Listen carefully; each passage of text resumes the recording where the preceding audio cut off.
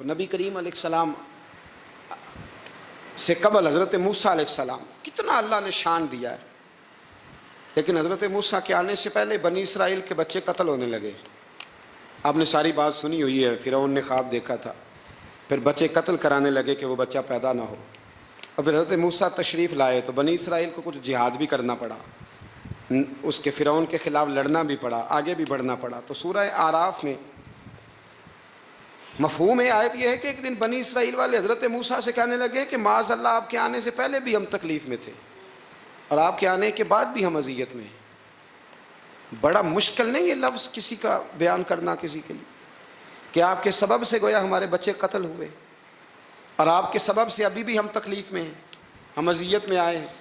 میرے بھائیوں، پھر سچ کہا تھا نا حضرت سعد بن عبادہ نے کہ یا رسول اللہ ہم حضرت موسیٰ کی قوم نہیں، ہم حضرت موسیٰ کی قوم نہیں جو آپ سے کہیں گے آپ لڑیں یا آپ کا رب لڑے۔ حضور ہم تو آپ کے غلام ہیں، آپ جہاں جہاں اشارہ کرتے جائیں گے ہم سر قربان کرتے جائیں گے۔ ہم وہ نہیں ہیں جو کہیں گے آپ لڑیں اور آپ کا رب لڑے۔ حضور ہم حاضر ہیں اور حاضر رہیں گے، جاننے دیں گے، گردنیں کٹائیں گے، حاضر ہیں اور حاضر، بولیے حاضر ہیں اور حاضر، غلامان محمد جان دینے سے نہیں ڈرتے، یہ سر کٹ جائے یا رہ جائے کچھ پرواہ نہیں کرتے۔ تو رسول کریم صلی اللہ تعالی علیہ وآلہ وسلم سے قبل آپ دیکھیے حضرت موسیٰ کے لیے اتنی بڑی بات کر دی جناب موسیٰ کی قوم، کہ حضرت موسیٰ پھر بھی دین حق کی بات کرنے سے پیچھے ہٹے۔ یہ اللہ کے بندوں کا طریقہ رہا ہے کہ وہ ملامت کی پرواہ، کس صوفی کو برا نہیں کہا گیا۔ آپ صوفیاء کے حالات پڑھ کے دیکھ لیں، ان پر فتوے ہیں، کسی پر کوئی ہے اور کسی پر کوئی ہے۔ آپ علماء، سب علماء کو نکال کے دیکھ لیں، کسی پر لوگوں نے کوئی چارج شیٹ لگا دی ہے، کسی پر کوئی فتویٰ دے دیا ہے، کسی پر کوئی بات کر دی۔ لوگ، مخلوق تو فنکار ہے اس درجہ کے پل بھر میں، سنگے در کعبہ سے بھی اسنام تراشے، تم کون ہو کیا چیز ہے داغ کبابی، لوگوں نے تو مریم پہ بھی الزام تراشے۔ لوگ کیا کرتے ہیں؟ لوگ مشائخ پر الزام لگاتے ہیں، برے الزامات معاذ اللہ۔ اعلیٰ حضرت فاضل بریلوی نے بعض لوگوں پر فتوے دیے تھے، یہ بڑا مشکل کام ہوتا ہے لوگوں کی اصلاح کی بات کرنا۔ اعلیٰ حضرت نے 4 بڑے لوگ تھے جن کو لوگ بڑا جانتے تھے، ان کی غلطیوں پر انہیں تنبیہ کی اور کہا کہ اگر آپ رجوع کر لیں، توبہ کر لیں تو آپ کے لیے دروازہ بھی کھلا ہے۔ لیکن سب زور لوگوں نے اس بات پہ لگا دیا کہ وہ شدت پسند تھے، ملامت کی، ان کے خلاف کتابیں لکھی، جانے کیا کیا کہا۔ ان کی اس ایک بات کو لے کر جو کہ عین حق تھی، لوگوں نے شدت پسند کہا، اور جو فاضل بریلوی نے ساری زندگی عشق رسول کا درس دیا، جو 1000 سے زیادہ کتابیں لکھی، جو انہوں نے رسول اللہ کے ترانے لوگوں کو یاد کرائے، جو انہوں نے ہر عنوان پر قلم اٹھایا، لوگ ان کی خدمات کو بھول گئے۔ یاد رکھو، تنقید کی عینک لگا کے دیکھو گے تو ساری دنیا غلط ہی نظر آئے گی، اور محبت کے ساتھ دیکھو گے تو اللہ نے کائنات میں بڑا حسن رکھا ہوا ہے۔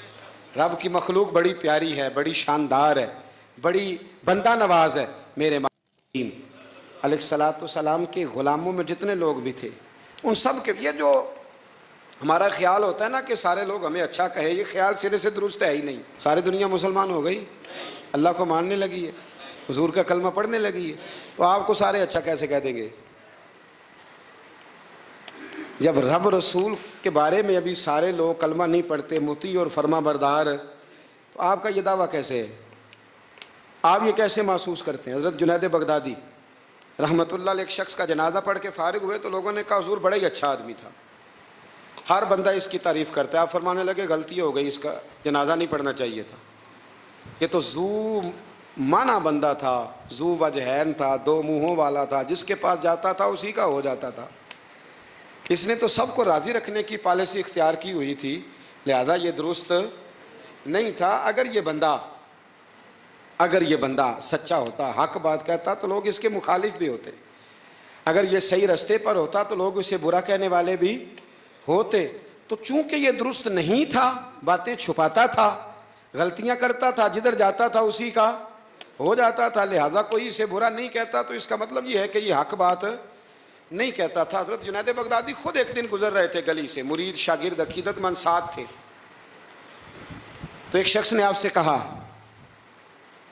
معاذ اللہ ثم معاذ اللہ، کہنے لگا او زندیق، یعنی اے بے دین، وہ زندیق، جب اس نے یہ لفظ کہے نا تو آپ کے شاگردوں کو بڑا برا لگا، غصہ آیا. حضرت جنید بغدادی رحمۃ اللہ علیہ نے پلٹ کے اس شخص کی طرف دیکھا تو آپ ہنسے، فرمانے لگے یار سارے بغداد کو میرا ایک ہی نام یاد تھا کہ میں دیندار ہوں، تو نے اچھا کیا ایک اور نام بھی یاد کرا دیا ہے.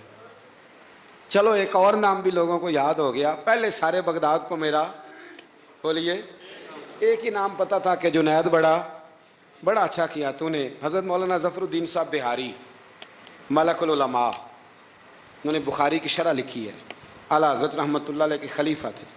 مولانا ظفر الدین بہاری رحمۃ اللہ تعالی علیہ، آپ فرماتے ہیں کہ اعلیٰ حضرت کو نا بے شمار خط آتے تھے. اب تو ٹیلی فون کا رواج ہے، تو اس زمانے میں خطوط ہی، ویسے خط بھی بڑا شاندار ہوتا تھا، بندہ سوچ سمجھ کے تو لکھ لیتا تھا نا. تو بڑے خط آتے تھے اعلیٰ حضرت کو، خطوط پر ہی آپ جواب دیا کرتے تھے. خط آتے، کسی نے کسی لقب سے پکارا ہے، کسی نے کسی نام سے پکارا ہے، کسی نے ایک خط آیا تو اس میں بڑے غلط لفظ لکھے تھے، بڑے بڑے غلط جملے، معاذ اللہ ثم معاذ اللہ، ملامتی لوگ جو ملامت کرنے والے ہوتے ہیں، انہوں نے بڑی تکلیف پہنچائی تھی. تو اعلیٰ حضرت فاضل بریلوی رحمۃ اللہ تعالیٰ علیہ کے خلیفہ مولانا ظفر الدین صاحب بہاری رحمۃ اللہ علیہ نے وہ خط جب پڑھا تو بڑا غصہ آیا، بڑا جلال. اعلیٰ حضرت رحمۃ اللہ علیہ فرمانے لگے کیا ہوا؟ عرض کی اور اس نے بڑے برے لفظ لکھے ہیں، میں اس پر مقدمہ کروں گا، کیس کروں گا، عدالت جاؤں گا. تو اعلیٰ حضرت فرمانے لگے وہ پہلے جس نے پیارے لفظ لکھے ہیں پہلے اس کے لیے انعام کا اعلان کرنا، پہلے کوئی جائیداد دے، کوئی تحفہ دے، پھر اس پر مقدمہ بھی کر لینا. فرمایا اگر اتنے لوگ اچھا کہہ رہے ہیں تو دو چار ایسے ہیں بھی، تو میں یہ کہا کرتا ہوں کہ چلو نظر نہیں لگتی. کیا ہوتا ہے بولیے، اللہ کرے آپ کو سمجھ آئے. چلو نظر نہیں لگتی، کو دو چار ہوں بھی تو نظر کوئی حرج نہیں، نظر نہیں لگتی. اعلیٰ حضرت فرمانے لگے یا تو ان کو انعام دو، ان کے نام جائیداد کراؤ، تو پھر تکلیف دینے والوں پر مقدمے بھی کر لینا. تو اگر وہاں تمہیں انعام نہیں دے رہے تو پھر یہاں تمہیں مقدمہ کرنے کی حق بات پر، سچی بات پر آپ مستقل مزاجی اختیار کریں، آپ ٹھہریں. پھر آپ کو کوئی کیا کہہ رہا ہے، کوئی آپ کے بارے میں کیا بیان کر رہا ہے، پھر آپ اس بات سے نکل آئیں، پھر آپ اس سے نکلیں. میرے نبی رحمت نور مجسم شفیع معظم صلی اللہ تعالی علیہ وسلم طائف کے بازار بھی چلے گئے تھے، عکاظ کی منڈیوں میں بھی حضور چلے گئے. نبی پاک نے ایک کافر کے ہر سوال کا جواب دیا، اور جب دین کی تکمیل ہونے لگی مدینہ منورہ میں تو کافر ختم ہوئے تو منافق کھڑے ہو گئے. پوری صورتیں ہیں منافقین کے بارے میں. ادھر سے معاملہ ختم ہوا تو ادھر سے کبھی حضور کے علم پر اعتراض کرتے ہیں، کبھی حضور صلی اللہ تعالیٰ علیہ وسلم کے صحابہ پر شکوہ کرتے ہیں، کبھی کوئی بات کرتے، کبھی کوئی بات کرتے. لیکن میرے حبیب کریم علیہ السلام نے ہمیشہ ڈٹ کر، کھڑے ہو کر، استقامت کے ساتھ ہر بات کو سنا اور امت کو یہ پیغام دیا کہ تم نے سچی بات پر کھڑے رہنا ہے، تم نے دائیں بائیں پلٹنا نہیں ہے. امام احمد بن حنبل رحمۃ اللہ ہے، امام احمد بن حنبل بہت بڑے امام تھے، 14 جلدوں میں کتاب لکھی آپ نے حدیث پاک کی، مسند امام احمد بن حنبل. اور کلیجہ ٹھنڈا ہو جاتا ہے امام صاحب کی تحریریں پڑھ کے.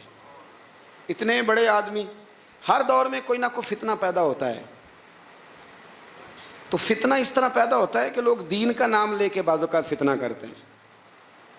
مرزا غلام احمد قادیانی جب آیا تھا تو وہ تشریحات ہی کرتا تھا معاذ اللہ دین کی، کبھی اپنے آپ کو محدث کہتا تھا، کبھی مفسر کہتا تھا، پھر آہستہ آہستہ وہ مجدد بننے لگا، پھر کہنے لگا میں ذلی نبی ہوں، بروزی.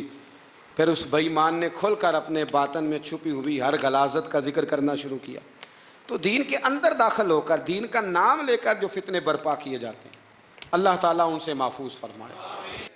لیکن ایک بات یاد رکھیں، حضرت مولا علی فرمایا کرتے تھے کہ ڈرنا تو اپنے اعمال سے چاہیے اور ان کو درست کرنا چاہیے. ڈرنا تو اس چیز سے چاہیے کہ کیا ہم نے وہ رستہ اختیار کیا ہے جو قبر کو بالکل تنگ کر دے گا، جو جہنم کے گڑھوں میں سے گڑھا بنا دے گا. اگر وہ رستہ ہے اور اس پر آپ چلے ہوئے ہیں، آپ سخت ہو گئے ہیں، آپ نے سوچنا چھوڑ دیا ہے، آپ نے حقوق العباد کے معاملے کو ترک کر دیا ہے، آپ اپنی طبیعت کے لحاظ سے لوگوں کو ستانا مشغلہ بنا بیٹھے، آپ حلال حرام کی تمیز چھوڑ گئے، نگاہوں کی صفائی سے لے کر رزق حلال کو پیٹ میں لے جانے تک اگر غیر محتاط ہو گئے تو پھر تو خوف کھائیں. لیکن یہاں ان نظریات کی بابت جو حضور نے ہماری تربیت فرمائی، تو حضور نے ہمیں یہ نہیں فرمایا کہ میرا مومن ہو تو تم اسے کھڈے میں چھوڑ آؤ گے، ہو زندگی تقوی اور محتاط رہ کر گزارنے والا اور تم اسے کھڈے میں چھوڑ آؤ، یہ نہیں ہے، بلکہ فرمایا جو میرے مومن کی قبر ہوتی ہے روضۃ من ریاض الجنہ، وہ تم اسے نا کھڈے میں نہیں چھوڑ کے آئے، باغ میں چھوڑ کے آئے ہو۔ آپ باغ کا تصور کریں پھر قبر کو سوچیں، نہیں باغ میں چھوڑ کے، اور باغ بھی معمولی نہیں، جنت کے باغوں میں سے باغ، جنت کی کیاریوں میں سے، روضۃ من ریاض الجنہ۔ اب ذرا اس اینگل سے آپ اپنی قبر کو سوچیں، اس رویے کے ساتھ کہ اگر قبر آپ کی جنت کا باغ ہے تو باغ میں جاتے بندہ ڈرتا تو نہیں، اور باغ اتنا حسین ہے کہ جس میں پہلی آنکھ کھلے گی تو پہلی نظر اٹھے گی تو مدینے والے محبوب کا چہرہ نور نظر آئے گا، اتنا شاندار باغ ہے۔ آپ اس کی رعنائی، اس کا حسن اور اس کی خوشبو کو ملاحظہ فرمائیں۔ تو حضور نے نا ہماری تربیت فرمائی۔ میں اکثر کہا کرتا ہوں احباب سے کہ انسان 10-15 سال کے بعد پردیس سے واپس لوٹے اور ماں اگر موجود ہو نا گھر میں، اتنا تگڑا استقبال کرتی ہے کہ مزہ آ جاتا ہے، اس کا بس نہیں چلتا، مکان بھی نہیں بنا دے، فلانی چیز بھی نہیں لے آؤ، میرا پتر آ رہا ہے، فلانی بھی۔ تو سالوں بعد بندہ گھر لوٹے تو ماں اتنا استقبال نہیں کرتی جتنا قبر میں اللہ کی رحمت بندے کا استقبال کرتی۔ اس لیے جب یہ سوچ بن گئی تھی نا صحابہ کی حصول جنت کی، تو پھر ان کو لگاؤ ہو گیا تھا، پھر دنیا کی زندگی، جاہ و جلال، مال و دولت اتنا زیادہ وقت نہیں رکھتا تھا ان کی نظر میں۔ پھر وہ سمجھ گئے تھے اس بات کو کہ کن فی الدنیا کاننا کا غریب و عابر سبیل، وہ سمجھ گئے تھے کہ یہ مسافر ہیں ہم یہاں، اور وہ پھر اتنا زیادہ اپنے ذہن پہ چیزوں کو سوار نہیں کرتے تھے، محسوس کرتے تھے کہ اتنی زندگی ان کی ہے، اتنی زندگی ان کی گزر گئی ہے، محسوس کرتے تھے، اور اس پر پھر وہ جو فوکس کرتے تھے وہ آخرت کے لیے کرتے تھے۔ ایک خاتون حضور کی بارگاہ میں حاضر ہوئی، یہ بھی سیاستہ میں آپ کو روایت ملے گی، بہت ساری کتابوں میں ہے لیکن اس کی اصل آپ کو بخاری شریف میں ملے گی۔ حضرت ابو ہریرہ رضی اللہ تعالیٰ عنہ فرماتے ہیں کہ خاتون آئی تو اس نے آ کر نا بڑے درد کے ساتھ حضور کی بارگاہ میں استغاثہ پیش کیا، عرض کرنے لگی یا رسول اللہ صلی اللہ علیہ وسلم، میں نا مرگی کی مریض ہوں اور بڑی تکلیف میں ہوں۔ یہ جو مرگی کا مرض ہوتا ہے یہ اعصابی بھی ہے، جسمانی بھی ہے، ذہن کو کنٹرول کرتا ہے، اور انسان جسمانی طور پر بھی بالکل اس وقت جب دورہ ہوتا ہے مفلوج ہو جاتا ہے، ذہنی طور پر بھی خوشی غمی آنا جانا دشوار ہو جاتا ہے انسان کے لیے۔ تو وہ خاتون عرض کرتی ہے یا رسول اللہ صلی اللہ علیہ وسلم، مجھے مرگی ہے، کریم آپ دعا فرمائیں رب مجھے شفا عطا کر دے۔ حضور دعا فرما دیا کرتے، اللہ تعالیٰ نے میرے محبوب کے وجود کو شفا بنایا، لعاب دہن مولا علی کی آنکھوں پہ لگائیں تو رب کریم فوراً شفا عطا فرمائے۔ لیکن حضور نا تربیت جب کرتے نا، تربیت لوگوں کے بیچ، تو پھر نظریات کو، عقائد کو، افکار کو حضور غسل دیتے، وضو کراتے۔ یہاں بھی سرکار نے صحابہ کے بیچ اس خاتون سے گفتگو فرمائی، اور حضور فرمانے لگے اگر تو کہے تو میں دعا کرتا ہوں رب تجھے شفا دے دے گا۔ حضور فرمانے لگے اگر تو کہے میں دعا کرتا ہوں اللہ شفا دے گا، اور فرمایا اگر تو کرے صبر تو میرا وعدہ ہے رب بغیر حساب کتاب جنت عطا کرے گا۔ اب یہ سوچ ہے، یعنی ہمیں جب چانس ملتا ہے دنیا اور آخرت میں چیزوں کو عکس کرنے کا تو آپ نظر دوڑا لیں دائیں بائیں کہ لوگوں نے توجہات کہاں اپنی مرکوز کی ہوئی۔ حضور نے فرمایا اگر تو کہے تو رب کریم ہے وہ شفا دے گا، میں دعا کروں گا، اور اگر تو صبر کرے، مانا کیا کہ اگر تو مرگی کے ساتھ ہی گزارا کرے، اس کے ساتھ ہی وقت بتائے تو پھر رب تجھے جنت دے گا۔ یہ سمجھ لیں بات، اس پر غور کریں۔ وہ جو بیماری کو رحمت کہا گیا تو یہاں اس کا عملی مظاہرہ ہونے جا رہا ہے۔ حضور فرمانے لگے گر تو صبر کرے تو رب جنت دے گا۔ صحابہ کہتے ہیں اس بوڑھی نے 1 منٹ نہیں لگایا سوچنے کے لیے، فوراً عرض کرنے لگی، گویا عرض کرتی ہے حضور تھوڑی سی تو زندگی ہے، میں مرگی کے ساتھ ہی گزارا کر لوں گی، آپ دعا کریں رب مجھے جنت عطا کر دے، ہاں میرے لیے جنت کی دعا کر دیں۔ تو صحابہ فرماتے ہیں حضور نے دعا کر دی، گویا وعدہ ہو گیا جنت کا۔ وہ عرض کرتی ہے یا رسول اللہ صلی اللہ علیہ وسلم، جب مرگی ہوتی ہے تو میرے وجود سے کپڑا ہٹ جاتا ہے، ستر کا مسئلہ بنتا ہے، اس کے لیے آپ ضرور اللہ کے حضور عرض کریں۔ تو سرکار نے دعا کر دی۔ صحابہ فرماتے ہیں کہ وہ دیر تک موجود رہیں، دیر تک، حضرت عثمان غنی کے زمانہ مبارکہ تک وہ بوڑھی موجود رہیں۔ جب بھی انہیں مرگی ہوتی تھی کپڑا اپنی جگہ پہ موجود رہتا تھا، اور جب ہم سے کوئی کسی جنتی کو دیکھنے کا سوال کرتا تھا تو ہم کہتے تھے اس بوڑھی کو دیکھ لو، اسے دنیا میں ہی حضور نے جنت کی بشارت عطا فرمائی۔ تو جو سمجھنے کی بات ہے وہ یہ ہے، توحید، رسالت، قبر، حشر، اس کے بارے میں اپنے نظریات کو صاف ستھرا رکھیں۔ وقت تیزی سے بیت رہا ہے، وقت جو اپنی اس کی سپیڈ ہے اس کے ساتھ وہ گزر رہا، قریب ہوتے جا رہے ہیں لوگ قبر کے، آخرت کے۔ کرنے کا کام یہ ہے کہ ہمارے نظریات وہ ہوں جو ہمیں رسول کریم نے عطا فرمائے۔ حضرت فاروق اعظم رضی اللہ تعالیٰ عنہ جیسے دلیر آدمی حضور کے مقدس وجود پر موٹے بان کی چارپائی کے نشان دے کے جب روئے ہیں تو حضور نے وہاں بھی تربیت فرمائی ہے۔ فرمایا عمر کیا تم پسند نہیں کرتے کہ اللہ آخرت کی ساری شانیں ہمیں ہی عطا کرے، اور دنیا میں ہم تھوڑی سی مشکل دیکھ لیں تو ان چیزوں کو ہم نے سمجھنا ہے، یہ چیزیں ہمیں جینے میں آسانی پیدا کریں گی۔ اور بندہ شکر کرے تو اللہ اس کے دل کو تسلی عطا کرتا ہے، وہ شکر کرے کہ فضل ہی فضل ہے، کرم ہی کرم ہے، عطا ہی عطا ہے، رحمت ہی رحمت ہے، خدا جانے بلندی ہے کہ پستی پر جہاں میں ہوں وہاں کوئی نہیں۔ وہ اللہ کریم کی بارگاہ میں اس کے مزاج میں تشکر ہی تشکر، عطا ہی عطا۔ جب جب آپ شکوے کا آپ نبی پاک علیہ السلام کی حیات مبارکہ کو دیکھیں، حضور کی ساری حیات مبارکہ ہمیں شکر کا سبق دیتی۔ ساری رات محبوب مصلی پہ کھڑے ہیں، مقدس قدموں میں ورم آ گئے۔ سیدہ عائشہ صدیقہ فرماتی ہیں، مسلم کی حدیث ہے، یا رسول اللہ آپ اتنی ساری عبادت میں مشقت فرماتے ہیں، حالانکہ آپ کے صدقے اللہ اگلوں پچھلوں کو معاف کرے گا، آپ کو تو اللہ نے بڑی عظمتوں سے مالا مال فرمایا۔ تو حضور فرمانے لگے، عائشہ آپ نے بتایا نا اللہ کا مجھ پر بڑا انعام ہے، تو پھر میں اپنے رب کا شکر گزار بندہ نہ بنوں؟ یہ میرا ساری رات کا قیام یہ شکر کے لیے، یہ میرا سجدہ شکر کے لیے۔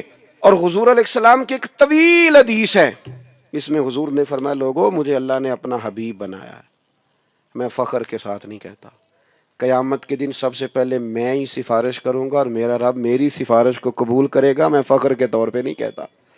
حضور فرمانے لگے، جنت کا دروازہ سب سے پہلے میں کھلواؤں گا، میں فخر کے طور پر نہیں کہتا۔ محبوب پاک علیہ الصلوۃ والسلام فرمانے لگے، سب سے زیادہ کثرت جنت میں میری امت کی ہوگی، میں فخر کے ساتھ نہیں کہتا۔ فرمایا میں مقام محمود پہ رب مجھے کھڑا کرے گا، میں فخر کے طور پر۔ آپ کبھی دیکھیں تحدیث نعمت پر سرکار نے کتنا کچھ بیان فرمایا، میرے رب نے مجھے یہ بھی دیا، میرے رب نے مجھے یہ بھی دیا، میرے رب نے مجھے یہ بھی دیا، کہاں کہاں کس کس رنگ میں حضور اللہ تعالیٰ کا شکر ادا کرتے ہیں۔ آج کسی سے بھی ملاقات ہوتی ہے نا، اس کے پاس ساری چیزیں ہی ہیں، ایک کوئی نہیں، صرف ایک کوئی صحت نہیں ٹھیک، یہاں 5 بچے ہیں تو 4 سیٹ ہیں، صرف ایک نہیں سیٹ۔ لیکن وہ اللہ خیر کرے، ہمارے آنسو خشک نہیں ہوتے ہر وقت کی۔ تو بھائی اتنی ساری نعمتیں ہیں نا، تو چلو ایک آدھ چیز جو ہے وہ ویسے ہی معاملہ اور طرف لے جاتی ہے، انسان کو رب سے جوڑے رکھتی ہے۔ اپنی زندگی میں یہ شکوے سے نکل آئیں، مزاج شکر والا، طبیعت ٹھنڈک والی، طبیعت قرار والی۔ مجھے بڑا سفر کرنا پڑتا ہے اور مستقل طبیعت تھکی رہتی ہے، مستقل۔ مسئلے 2 ہی تھے، عمر بھر حل نہ ہوئے، ایک نیند پوری نہ ہوئی، دوسرا خواب مکمل نہ ہوئے۔ مسلسل سفر کرتا ہوں، لیکن میری کوشش ہوتی ہے کہ میں اپنی سفر کی اذیت کا کہیں ذکر نہ کروں۔ گھر میں بھی میری کوشش ہوتی ہے کہ میں جب آؤں نا کسی وقت، تو میں اترتا ہوں گاڑی سے، ادارے میں بھی یا گھر میں بھی، تو میں کوشش کرتا ہوں ذرا دوستوں سے مسکرا کے ملوں۔ کیوں؟ اس لیے کہ کسی کے دل میں یہ خیال نہ آئے کہ یار یہ کام بڑا سخت ہے، ہم نے نہیں کرنا، معاذ اللہ، یہ ڈاڈ ہے۔ ہمارے بچے پتہ ہے وہ والا کام نہیں کرتے جو ہم کرتے ہوتے ہیں۔ کیوں نہیں کرتے؟ اسی گھر آ کے دسی دا تہاڈا ابا بڑی مصیبت دا شکار ہے۔ وہ پھر پوچھیے نا کام کی کرنا ہے، کہنے وہ نہیں کرنا جڑا تسی کردے ہو، اساں کوئی اور کرنا ہے۔ کیوں؟ کہ ہم نے اپنے کام کا انہیں شکر بتایا نہیں کہ اللہ نے نوازا کتنا ہے۔ وہ ہمارے ہاں مزدور بندے بعض اوقات، ایک دوست مل گئے، کہنے لگے جی میں تے مزدور آدمی ہوں جی ساری زندگی۔ تو میں کہا تو مزدور ہے تے سر اونچا کر کے گل کر، نیواں تے وہ کرے جس کو کرپشن دے پیسے نے، تو کیوں نیچا سر کر رہا ہے؟ نیچا سر وہ کرے جس نے قوم کا مال کھایا ہے۔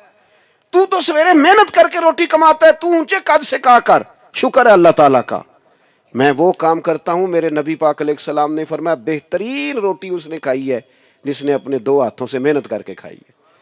تو ناز کے ساتھ وقت گزاریں۔ کمزور پڑ جانا اور جناب پریشان ہو جانا اور کسی ہر وقت مزاج میں شکوہ، یہ بندے کو بے چین کر دیتا ہے۔ آخری بات سنیں، اور نوجوان زیادہ توجہ کریں میری بات پر، کبھی کسی بندے کو مایوس نہ کریں، اسے ایسی خبر نہ سنائیں جس سے وہ پریشان ہو جائے، کبھی کسی کو بدگمان نہ کریں، کبھی اس کے کسی اپنے کے بارے میں اس کے دل میں نفرت پیدا نہ کریں، کبھی نہیں۔ دوستوں کے بیچ یہ کام نہ کریں کبھی بھی۔ اللہ کے محبوب کا طریقہ پتہ کیا تھا؟ حضور محبتوں کا دوام کرتے، نبی پاک نا آپس میں پیار کراتے۔ آپ کو پتہ ہے اسلام کے اندر خلاف واقعہ بات کرنا، جھوٹ بولنا کتنا بڑا جرم ہے، لیکن حضور نے فرمایا دو بچھڑے ہوئوں کو ملانے کے لیے اگر تمہیں ایسی بات بھی کرنی پڑے نا جو واقعہ کے خلاف ہے تو کر دو، اس پر تمہیں گناہ نہیں ہوگا۔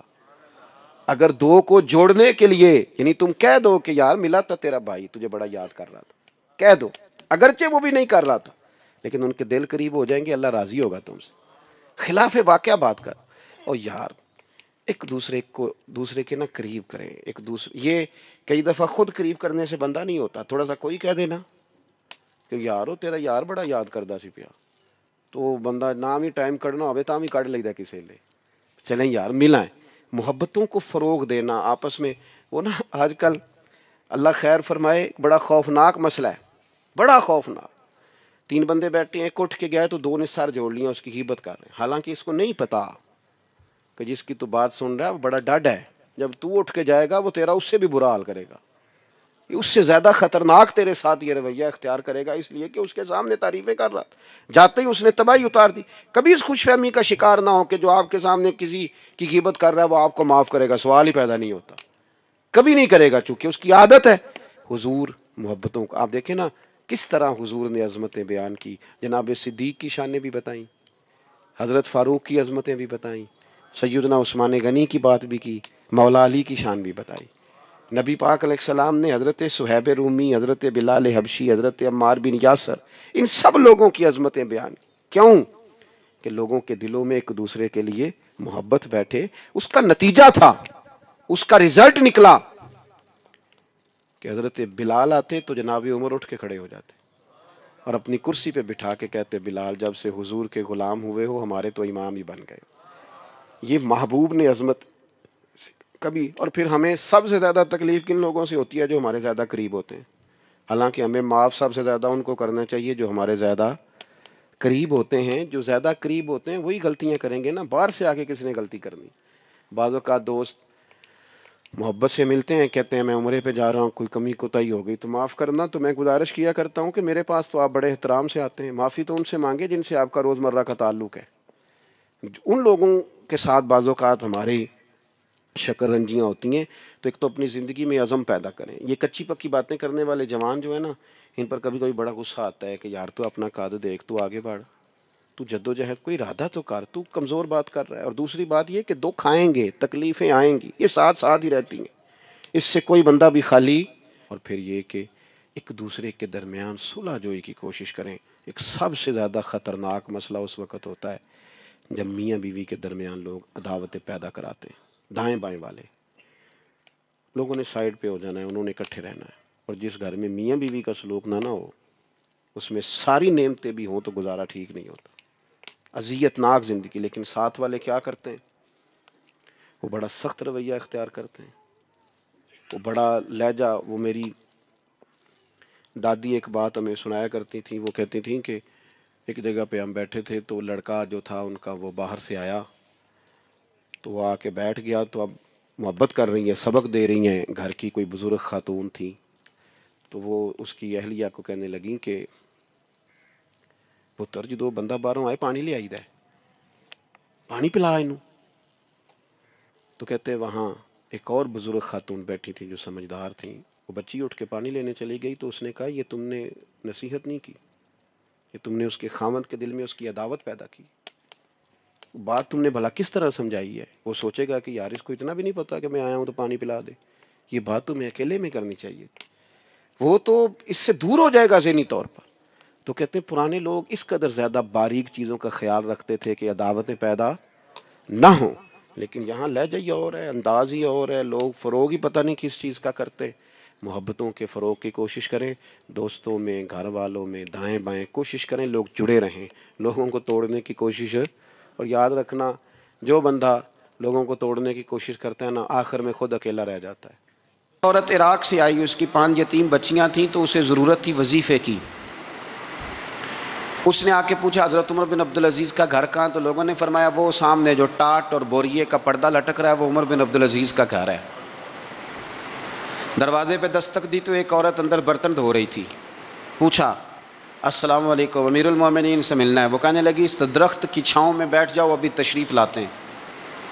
تھوڑی دیر گزری تو حضرت عمر بن عبدالعزیز آئے تو کنویں سے پانی نکال کے نا، سین میں کنواں تھا تو جو جگہ میں مٹی اڑ رہی تھی نا، گرد اڑ رہی تھی، ہوتا ہے نا عصر کے بعد لوگ پانی پھینکتے ہیں، وہاں پانی پھینکنے لگے، چھڑکاؤ کرنے لگے۔ تو تھوڑی تھوڑی باتیں وہ خاتون آپ سے کرنے لگی تو وہ جو عورت آئی تھی نا وہ کہنے لگی تم غلام سے باتیں کر رہی ہو، تمہیں پردہ کرنا چاہیے۔ وہ کہنے لگی یہ غلام نہیں، یہ میرے شوہر ہیں اور یہ امیر المومنین عمر بن عبدالعزیز ہیں۔ کہنے لگی یہ عمر بن عبدالعزیز ہے؟ کہا ہاں یہ عمر بن عبدالعزیز ہے۔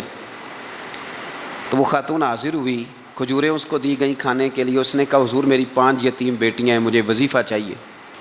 جناب عمر بن عبدالعزیز نے ایک بیٹی کا نام پوچھا، ولدیت پوچھی، وظیفہ لکھا۔ عورت کہنے لگی اللہ تیرا شکر ہے میری بچی کا وظیفہ لگ گیا۔ دوسری کا نام پوچھا، ولدیت پوچھی، عمر پوچھی، وظیفہ لگایا، اللہ تیرا شکر ہے میری یتیم بچی کا وظیفہ۔ 4 بچیوں کے وظیفے عمر لکھتے رہے، خاتون اللہ کی حمد کرتی رہی۔ 5ویں کا لکھنے لگے تو کہنے لگی میں نے زمانہ بڑا دیکھا ہے پر عمر بن عبدالعزیز تیری طرح کا بندہ نہیں دیکھا۔ آپ فرمانے لگے اب میں 5ویں کا وظیفہ نہیں لکھتا، 4 کا وظیفہ جا کے گورنر سے منظور کرا لے اور 4 کو کہنا تھوڑا تھوڑا 5ویں کو بھی دے دے۔ حضور کیوں نہیں لکھتے؟ فرمایا جب تک تو حمد کے لائق رب کی حمد کر رہی تھی میں وظیفے لکھ رہا تھا، اب تو نے میری تعریفیں شروع کر دی۔ اپنی تعریف پر کیسے وظیفہ لکھوں؟ وہ تو حمد کے لائق ہے، اس کی حمد ہونی چاہیے، لیکن میں اپنی تعریف پر، اپنی خوشامد پر میں نہیں لکھتا۔ جا اللہ تعالیٰ تیری لیے بہتری کرے۔ وہ خاتون کہتی ہے میں وہاں سے آئی، مجھے مہینوں لگ گئے، سفر لمبا تھا، عراق پہنچی تو عراق کے گورنر کو جب میں نے وہ روکا دیا تو ان کی چیخیں نکل گئی، تڑپ کے روئے۔ میں نے کہا کیا ہوا؟ کہنے لگی بی بی جس نیک آدمی نے تجھے یہ لکھ کے دیا تھا نا، چند دن ہوئے ان کا انتقال ہو گیا۔ عمر بن عبدالعزیز پردہ فرما گئے۔ وہ خاتون پھر روئی، کہنے لگی یتیم بیٹیوں کا اب کیا بنے گا، اس رکے کا کیا بنے گا؟ تو آپ فرمانے لگے بی بی جب امیر عمر بن عبدالعزیز جیسا ہو تو گورنروں کو بھی اللہ کچھ توفیق دے ہی دیتا ہے۔ اگر انہوں نے تیرا وظیفہ زندگی میں لکھا تھا تو فکر نہ کر، جب تک میں زندہ رہوں گا وظیفہ پہنچتا رہے گا۔ آپ کے گورنر نے لکھا کہ حضرت صاحب گورنر ہاؤس کی عمارت کمزور ہو گئی ہے، نہیں بنا لوں؟ تو آپ فرمانے لگے تو عدل کا قلعہ کیوں نہیں بناتا، انصاف کی دیواریں کیوں نہیں کھڑی کرتا؟ فرمایا چھوڑ اینٹیں لگانا، عدل و انصاف کا قلعہ بنا۔ سب سے بڑی بات یہ تھی کہ بڑے پابند تھے صوم و صلات کے، دن کو تلاوت کرتے، رات کو عبادت کرتے، پنجگانہ نماز میں کھڑے ہوتے، اللہ کے خوف کی بات آتی تو چڑیا کی طرح پڑپڑاتے، ڈرتے۔ آپ کی اہلیہ کہنے لگی عمر بن عبدالعزیز یہ کیفیت کیسے ہوئی؟ فرمانے لگے ایک ذہن میں بات بیٹھ گئی تھی کہ رب نے حساب پوچھنا ہے اور میں نے حساب دینا ہے، تو جس کو پتا ہونا میں نے حساب دینا ہے اور مجھ سے کسی نے حساب پوچھنا ہے، پھر سمجھیں حساب دینا ہے اور کسی نے حساب پوچھنا ہے، حساب دینا ہے اور حساب، تو فرماتے ہیں جب یہ ذہن بن گیا نا کہ میں نے حساب دینا ہے اور رب نے حساب پوچھنا ہے تو بس پھر میں نے حساب کر کے رکھنا شروع کر دیا۔ پھر میں نے کوشش کی ہے کہ حساب کروں کہ نا انصافی نہ ہو جائے، ظلم نہ ہو جائے۔ ایک آدمی بڑی دور سے چل کے آیا، عرض کی حضور آپ کے گورنر نے میرا مال چھین لیا ہے، واپس نہیں کرتا۔ تو حضرت عمر بن عبدالعزیز رحمۃ اللہ نے رکا لکھا، فرمایا میں نے تو تجھے نیک آدمی سمجھ کے گورنر بنایا تھا اور تو لوگوں کے مال نہیں واپس کرتا، فوراً واپس کر۔ اس کے نام جب خط لکھا تو آدمی خوش ہو گیا، تو آپ فرمانے لگے اب یہ بتا تیرا آنے جانے کا خرچہ کتنا ہوا؟ عرض کی حضور کیا مطلب؟ آپ فرمانے لگے ایک تجھ پہ ظلم ہو اور دوسرا تیرے اوپر اور خرچے ڈالے جائیں۔ دیکھیں نا ایک آدمی کی زمین پہ قبضہ ہو، پھر وہ وکیل کرے، پھر وہ گواہ اکٹھے کرتا پھرے، پھر وہ مسائل میں الجھ جائے۔ جناب عمر بن عبدالعزیز نے ہمیں ایک سوچ عطا فرمائی، فرمایا ایک تیرے اوپر ظلم ہوا، ایک تجھے اتنی تکلیف ہوئی یہاں آنے کی اور ایک تیرا خرچ ہوا، بتا کتنے پیسے؟ عرض کی حضور میرا تو لاکھوں کا مال آپ نے واپس کرا دیا ہے، اب چھوڑے خرچے کو؟ فرمایا نا بھائی، یہ میرے رسول کائنات کا دین ہے، اس میں ہم ہر شے کا حساب کر کے رکھیں گے۔ تیرا خرچ ہوا ہے، تیرا خرچہ ہوا ہے، تجھے آنا پڑا، تجھے جانا پڑا۔ اور دنیا کے منصفوں، فیصلے کرنے والوں، تھوڑا خیال تو کرو، کتنے لوگ ہیں جو رول گئے بیچارے رستوں میں کچہریوں کے، جو عدالتوں کے چکر لگا لگا کے تھک گئے، جن کی اولادیں تڑپ اٹھیں، مکان بک گئے، انہوں نے اپنے حقوق کیا لینے تھے، ان کی تو باقی چیزیں بھی چلی گئیں۔ فرمایا خرچہ بتا کتنا ہوا؟ عرض کی حضور 60 دینار تقریباً۔ فرمایا اسے مال خزانہ سے 60 دینار بھی دو۔ پھر فرمایا میری جیب سے اسے 50 اور دو تاکہ یہ آنے جانے میں مزید روٹی کھا سکے، گوشت کے ساتھ روٹی کھائے۔ اور پھر فرمایا معاف کر دینا، حکومت عمر بن عبدالعزیز کی تھی پر تجھے بڑی تکلیف اٹھانی پڑی، اذیت اٹھانی پڑی۔ یارو اس رنگ میں اس شخص نے حکومت کی، اس انداز میں، اور سب سے بڑھ کر بنو امیہ میں سے تھے، لیکن میرے رسول پاک کی اولاد سے جو پیار، حضور کی نسل سے، کسی نے آپ کے سامنے کہہ دیا، امام جلال الدین سیوطی نے اس کو لکھا ہے، کسی نے عمر بن عبدالعزیز رضی اللہ تعالیٰ عنہ کے سامنے کہہ دیا یزید امیر المومنین تھا، مومنوں کا امیر تھا۔ فرمایا پکڑو اس بدذات کو 20 کوڑے مارو، پکڑو اس نالائق کو، اسے 20 کوڑے مارو، یہ نبی پاک کے خاندان کے قاتل کو امیر المومنین کہتا ہے۔ یہ فتویٰ جناب عمر کا۔ مولا علی شیر خدا کی اولاد میں سے ایک شہزادے آپ کے پاس آئے کسی کام کے لیے، تو عمر بن عبدالعزیز اٹھ کے کھڑے ہو گئے، ہاتھ باندھ دیے، کہنے لگے حضور ساری دنیا میرے پاس آئے، آپ نا ایک رکا لکھ دیا کریں یا پیغام دے دیا کریں، اس لیے کہ اس دھرتی پہ جو کچھ بھی ہے وہ مدینے والے رسول کا ہی صدقہ ہے۔ مومن محبت والا ہوتا ہے، جو مومن ہے اللہ رسول کو ماننے والا، وہ مومن ہے تو پھر ساتھ محبت بھی ہے۔ فرمایا اس بندے میں کوئی خیر ہی نہیں جو نہ محبت کرے اور نہ اس سے محبت کی جائے۔ مومن کا لہجہ پیار والا، اس کا انداز پیار والا، اس کی ملاقات پیار والی، اس کا آنا جانا پیار والا، اس کی طبیعت کسی کے لیے بوجھ نہیں ہوتی، اس کا لہجہ کسی کو دکھ نہیں دیتا، اس کا اٹھنا بیٹھنا کسی شخص کے لیے باعث اذیت نہیں ہوتا۔ مومن پیار والا ہوتا ہے۔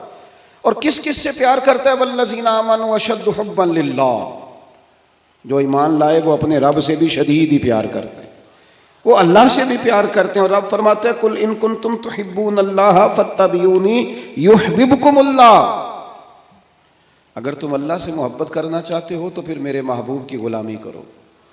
اور محبوب آپ ان سے فرما دیں اگر یہ اللہ سے محبت کرنا چاہتے ہیں تو آپ کی پیروی کریں، یحببکم اللہ، اللہ ان سے محبت فرمائے گا۔ اللہ سے بھی محبت، رسول اللہ سے بھی محبت، محبت کے ساتھ جینا، محبت میں وقت گزارنا۔ آج کل میرے وطن کے ساتھ ایک بہت بڑی زیادتی یہ ہوئی ہے کہ میدان میں ایسے لوگ اتارے گئے جو نفرتوں کے سوداگر ہیں، بات بات پر نفرت کی بات کرتے ہیں، ہر جگہ سے ہر شخص سے نقص نکال کر کے لاتے ہیں، ہر وقت کمزوریاں ڈسکس کی جاتی ہیں۔ وہ سیاسی تبصرہ کرنے والے ہوں، کسی مذہبی پلیٹ فارم سے بات کرنے والے ہوں، اللہ ماشاءاللہ، وہ لوگ معیشت اور معاشرت پر بات کرنے والے ہوں، وہ کوئی سے بھی لوگ ہوں، جب ہم انہیں دیکھتے ہیں تو وہ اس وطن کے نقص نکال نکال کے بیان کرتے ہیں، لوگوں کی کمزوریاں ڈھونڈ ڈھونڈ کے لاتے ہیں۔ آپ کسی شخص کے بارے میں بھی بات کریں گے تو وہ فوری طور پہ کہہ دیں گے چھوڑ یار تجھے نہیں پتا، میں تجھے بتاتا ہوں نقص کتنے۔ مزاج اس طرح کا ہوتا ہے۔ اس نے کیا کیا ہے؟ اس ماحول نے یہ کیا ہے کہ ملک کے اندر ایک دوسرے پر اعتماد ختم کر دیا ہے۔ ہم اپنے بڑے قریبی لوگوں پر بھی اعتماد نہیں کرتے، ہم دینی روحانی تعارف رکھنے والے لوگوں پر بھی اعتماد نہیں کرتے۔ ہمارے دلوں کو سخت مادہ پرست بنایا گیا، ہمیں بتایا گیا کوئی بندہ اچھا نہیں، معاشرہ سارا ہی شاید معاذ اللہ شر سے بھر گیا، کیونکہ اپنے مزاج میں نفرت تھی ان لوگوں کے، انہوں نے آگے پیغام بھی نفرت کا دیا۔ آپ دیکھ لیں ہمارے گھروں میں کیا ہوتا ہے، برادری قبیلے میں گھر میں سارے لوگ برے نہیں ہوتے، لیکن ہوتا یہ ہے کہ جو شریر ہوتا ہے نا اس کی عزت زیادہ کی جاتی ہے، جس کا پتہ ہوتا ہے نا یہ تلخ ہے، یہ ناراض رہتا ہے، یہ غصے والا ہے، اس کو پروٹوکول زیادہ ملتا ہے۔ گھر میں تو بچہ ضدی ہو اس کا سالن لوگ ٹائم پہ نکال کے سائڈ پہ کرتے ہیں، بڑا لڑاکا ہے، تنگ کرے گا. نتیجہ کیا نکلتا ہے؟ لوگ ایک دوسرے کی طرف جب دیکھتے ہیں تو وہ محسوس کرتے ہیں کہ جو جارحانہ رویے ہیں، جو جارحانہ رویے ہیں ان کی پذیرائی زیادہ ہے. جہاں سختیاں ہیں وہاں لوگ پروٹوکول زیادہ دے رہے ہیں. نتیجہ کیا نکلتا ہے؟ ڈھیر سارے لوگ سخت ہو جاتے ہیں. وہ محسوس کرتے ہیں کہ یار آج تو آپ یقین کریں اس طرح کا ماحول ہو گیا ہے کہ جتنا زیادہ کوئی شخص شر پھیلاتا ہے اتنا اس کی طرف لوگوں کا رجحان جاتا ہے. خدا کے بندو، مومن کی تو طبیعت ہوتی ہے وہ ہمیشہ بڑھتا ہی محبت کی طرف ہے. وہ تو الفت والا ہوتا ہے، وہ تو ڈھونڈتا پھرتا ہے کہ محبت کہاں سے ملے گی، محبت کو فروغ کیسے دیا جائے. ہمارے گھروں کے اندر ہماری ذہن سازی کی جاتی ہے، ہمیں بتایا جاتا ہے فلاں بندہ گھر میں برا ہے. 10 لوگوں کا گھر ہوتا ہے اور 3 گروپ بنے ہوتے ہیں. 6 لوگ گھر میں رہ رہے ہوتے ہیں اور گھر کے اندر 4 قسم کے افکار، نظریات اور سوچیں ہوتی ہیں. ہم تیزی سے نفرت کو فروغ دیتے ہیں اپنے لہجوں سے، اپنے انداز سے، اپنے روزمرہ کے معاملات سے. تھوڑی تلخیاں نکالیں. 2-3 کام کرنے پڑیں گے چھوٹے چھوٹے، ان کو کرنا شروع کریں. ایک تو سوچوں کو مثبت کریں، اچھا سوچیں. دوسری اس بات پر ضرور غور کریں کہ یہ جو مخلوق ہے نا یہ رب نے بنائی ہے، اور جو رب نے بنایا ہے وہ بڑا ہی سونا بنایا ہے. لقد خلقنا الانسان فی احسن تقویم. اللہ نے خوبصورت بنایا ہے اسے.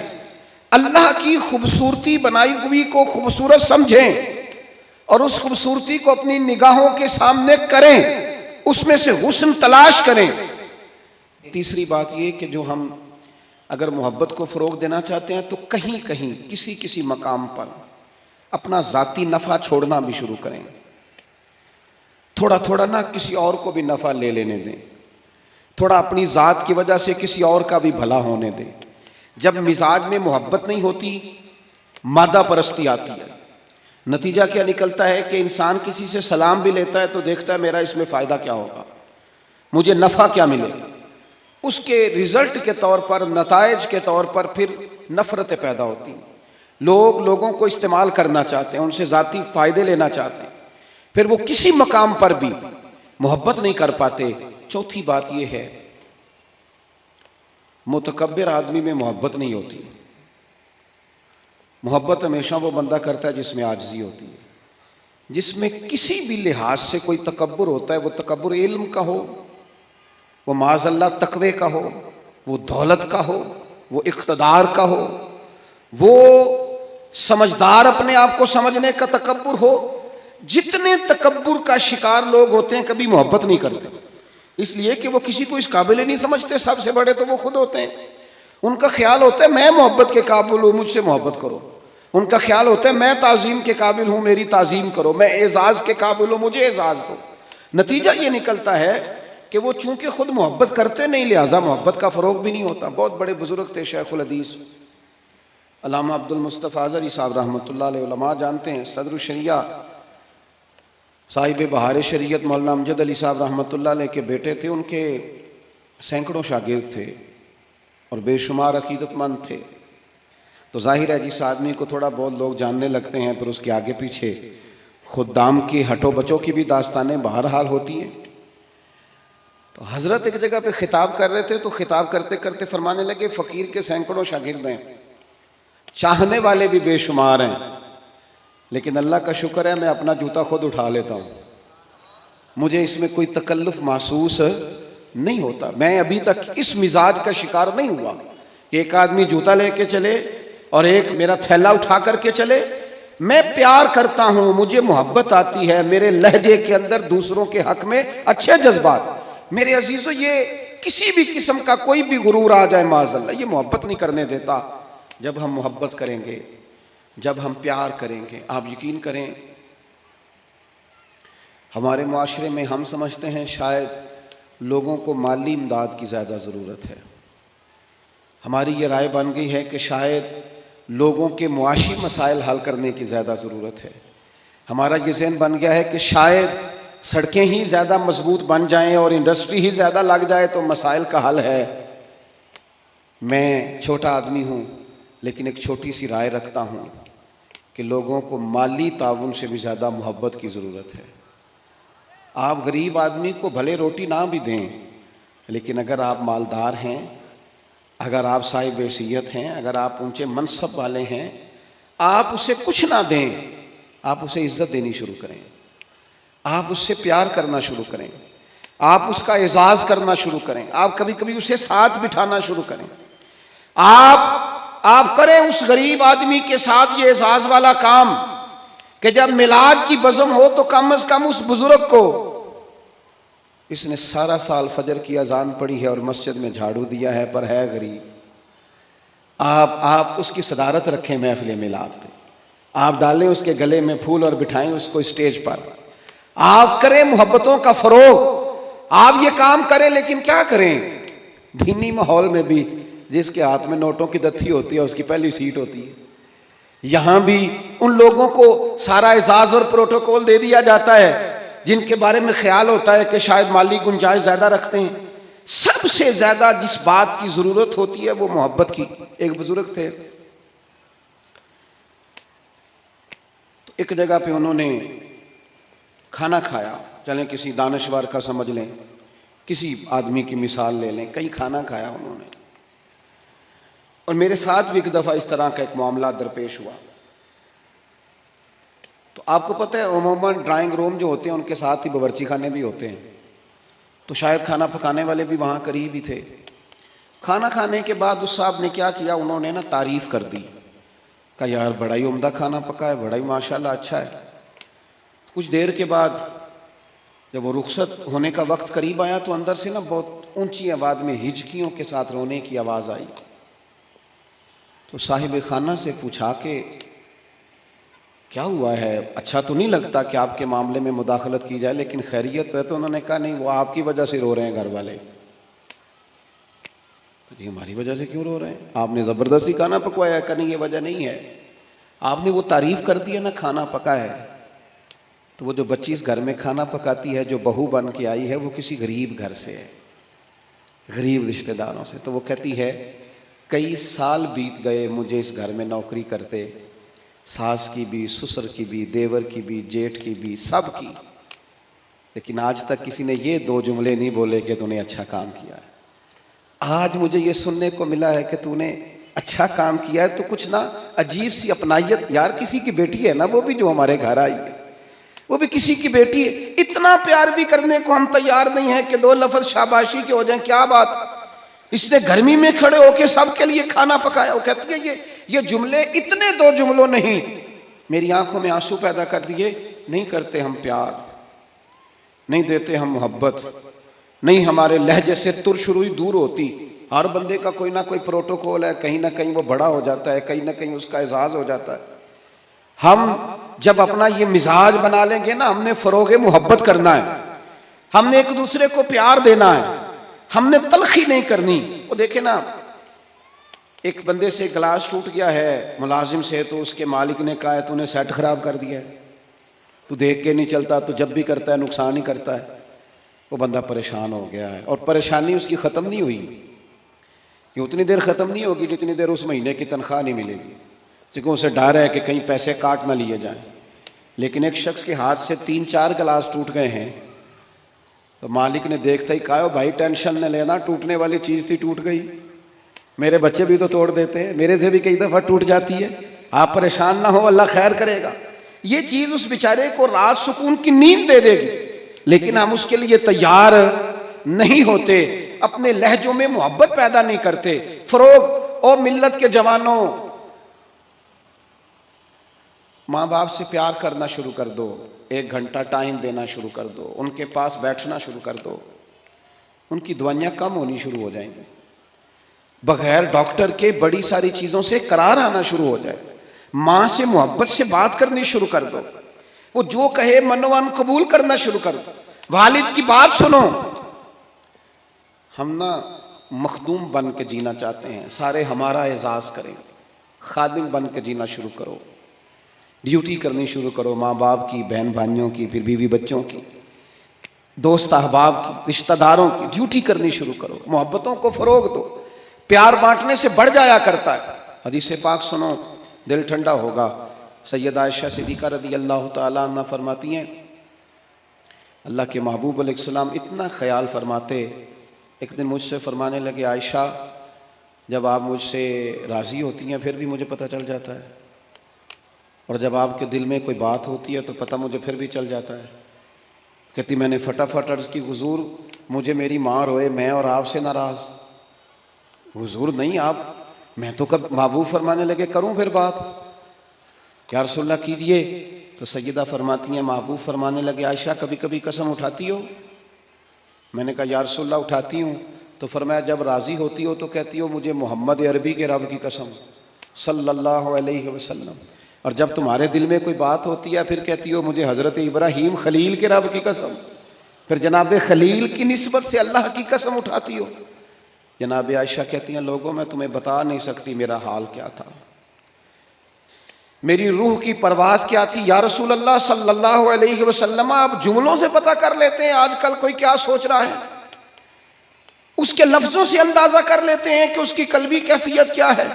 اور پھر کہنے لگی مجھے رب محمد کی قسم یا رسول اللہ زبان سے نام ہی جاتا ہے میرے دل میں آپ ہر وقت موجود رہتے ہیں، ہر وقت آپ موجود ہوتے۔ اور دوستو یہاں تو گھر والوں کو احتجاج کرنا پڑتا ہے پھر کوئی بات سنتا ہے، یہاں تو 100 دفعہ رو کے دکھانا پڑتا ہے پھر کوئی بات سنتا ہے، یہاں تو جناب 100 دفعہ کہنا پڑتا ہے تب کوئی بات سنتا ہے۔ خدا را محبتیں بانٹنی شروع کرو، اپنے لہجوں سے تلخیاں ہٹاؤ، یہ جو چہروں پر پکی پکی سلوٹیں ڈالنی ہیں ان کو دور کرو، یہ جو ہر وقت کے تھکے تھکے اور ہر وقت کے ناراض اور ہر وقت کی طبیعت کے اندر سختی اور ہر وقت کہنا میں بڑا کام کرتا ہوں، میں بڑی مشقت اٹھاتا ہوں، تمہیں پتہ نہیں میں کس تکلیف میں ہوں۔ اور میرے بھائی ساری دنیا ہی پریشان رہتی ہے، لیکن کچھ لوگ ایسے ہوتے ہیں جو پریشانیاں ذرا ہنس کے گزار لیتے ہیں، کچھ لوگ ایسے ہوتے ہیں جو پریشانیاں اپنے تک رکھ لیتے ہیں، دوسروں کو تکلیف نہیں دیتے۔ ہم کیا کرتے ہیں، ہم ساری ٹینشنیں دوسروں پہ ڈالنا چاہتے ہیں۔ اپنے لہجوں میں پیار پیدا کرو، اپنے لہجوں میں۔ پتہ ہے حضور نے کیا فرمایا؟ محبوب فرمانے لگے 3 کام کرو ایماندار ہونے کا ذائقہ نصیب ہوگا۔ ایک ہوتا ہے کھانا، ایک ہوتا ہے مزیدار کھانا، ایک ہوتا ہے مومن۔ ایک وہ مومن ہوتا ہے جسے مومن ہو جانے کا مزہ آئے، مزہ آ گیا بھائی مومن ہونے کا۔ کریم فرمانے لگے 3 کام کرو تمہیں مومن ہونے کا مزہ آئے گا۔ 3 کام کرو۔ یا رسول اللہ کون سے؟ فرمایا ایک تو ہر چیز سے بڑھ کے اللہ رسول سے محبت کرو، پیار کرو رب رسول سے، پیار کرو۔ یہاں حضور نے یہ نہیں فرمایا نماز پڑھو، یہ نہیں فرمایا روزہ رکھو، یہ نہیں فرمایا حج کرو خیرات کرو، وہ کام بھی اپنی جگہ پہ بڑے ضروری ہیں، وہ بھی فرض عین ہیں، ان کے بغیر بھی 1 منٹ کے لیے گزارا نہیں۔ لیکن فرمایا اگر ان چیزوں کا مزہ لینا ہے نا، ادھر دیکھیے میری طرف، اگر ان چیزوں کا مزہ لینا ہے نا، کہ نماز مزیدار ہو جائے، روزہ مزیدار ہو جائے، سخاوت مزیدار ہو جائے، حج مزیدار ہو جائے، فرمایا اگر چاہتے ہو مومن ہونے کا مزہ آئے تو ہر چیز سے بڑھ کے اللہ رسول سے محبت کرو۔ میں قبر اندھیری میں کب آؤں گا جب تنہا، گھبراؤں گا جب تنہا، امداد میری کرنے آ جان میرے آقا، امداد میری کرنے آ جان رسول اللہ، روشن میری تربت کو اللہ جرا کرنا، اللہ جرا کرنا، جب وقت نزا آئے دیدار عطا کرنا، مجرم ہوں جہاں بھر کا میں شرم بھرم رکھنا، میں شرم بھرم رکھنا، رسوائے زمانہ ہوں کملی میں چھپا لینا، رسوائے زمانہ ہوں، کملی میں چھپا لینا، مقبول دعا میری منظور خدا کرنا،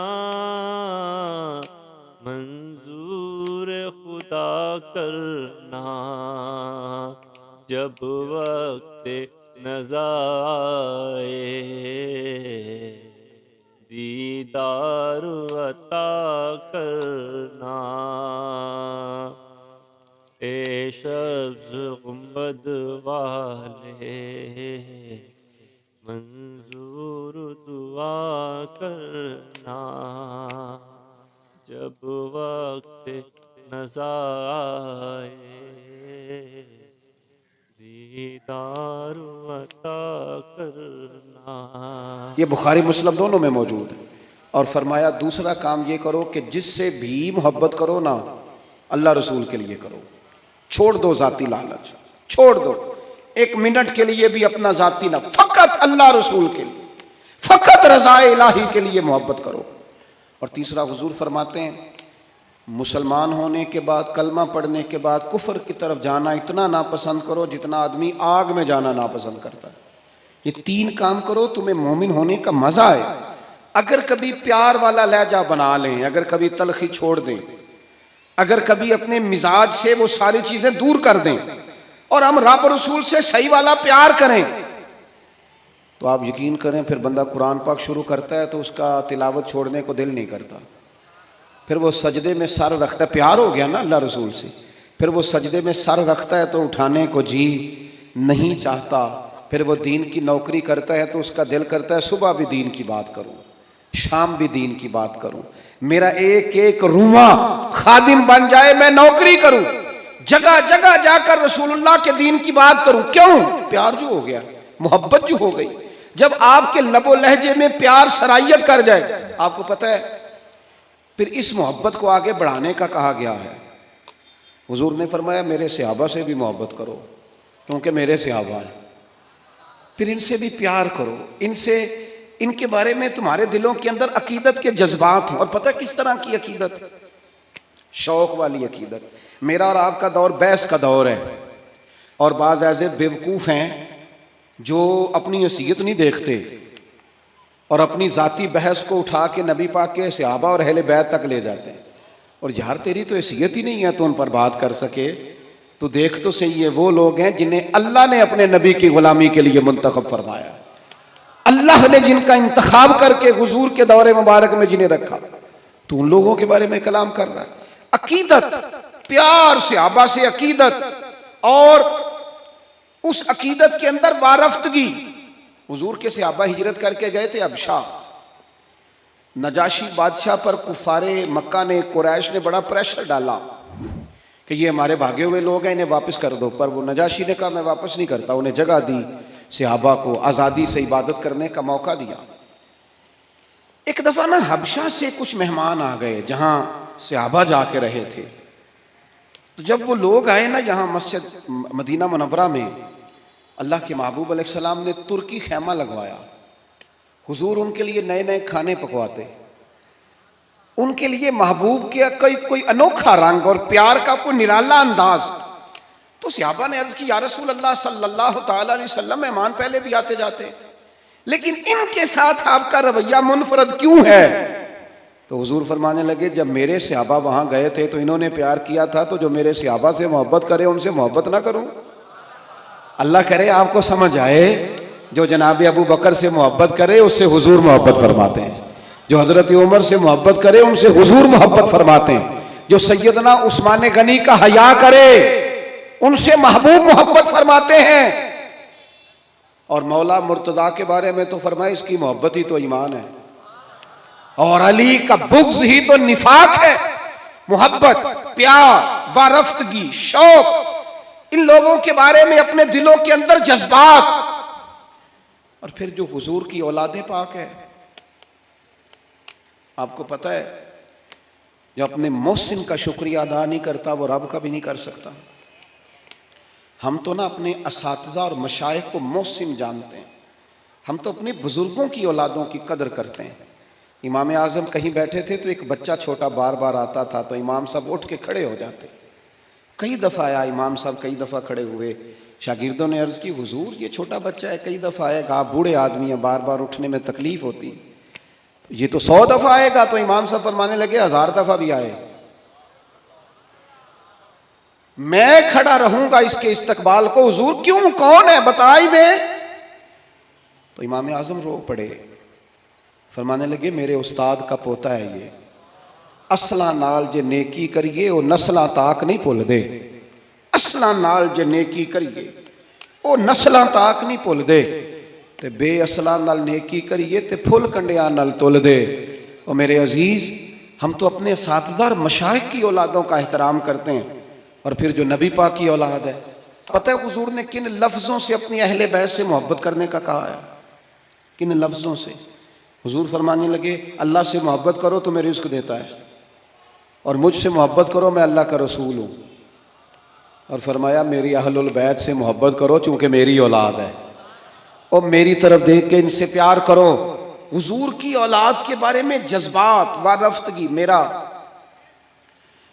ایک چھوٹے گھر سے تعلق ہے، لیکن میں نے اپنے بزرگوں کو، والدین کو، اپنی دادیوں نانیوں کو، وہ کہا تھا نا اعلیٰ حضرت نے میں خانہ زاد کوہ نہ ہوں، صورت لکھی ہوئی بندوں کنیزوں میں میرے مادر پدر کی ہے۔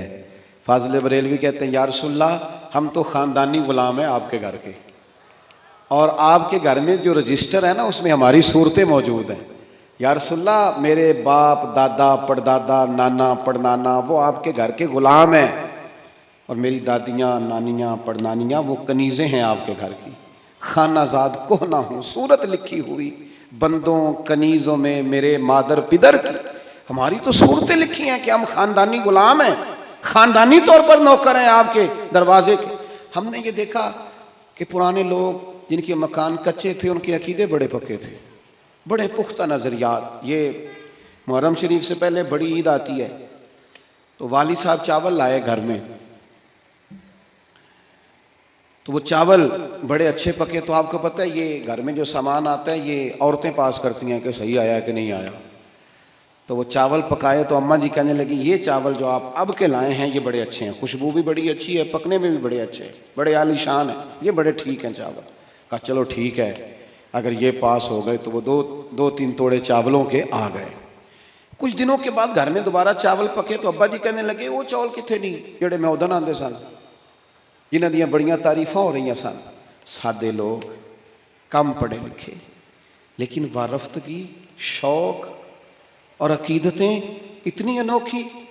والدہ صاحبہ کہنے لگیں وہ چول بڑے سوادی سن، میں رکھ چھڑے نے 10 محرم نو امام حسین دی نیاز پکاواں گے۔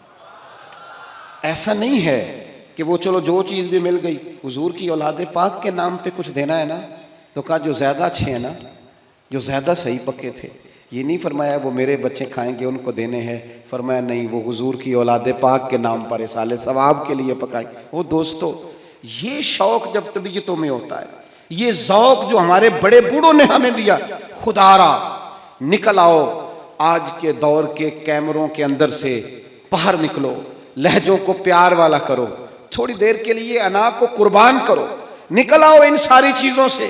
وہ جو خود سے اپنے اپنے پروٹوکول بنا لی ہیں ان سے باہر آؤ، لہجہ محبت والا، بولنا محبت والا، آنا جانا محبت والا، کوئی کسی پر ہمارا وجود بوجھ نہ بنے، ہم کبھی کسی کو تکلیف نہ دیں، ہمارے انداز سے کبھی کوئی لوگ، بڑا خطرناک ہوتا ہے وہ بندہ جو کسی کو اتنا ستائے کہ وہ آدمی کہے یار تو نے بڑی تکلیف دی ہے، میں تیرا کچھ نہیں کر سکتا، میں رب کی بارگاہ میں تیری شکایت کروں گا۔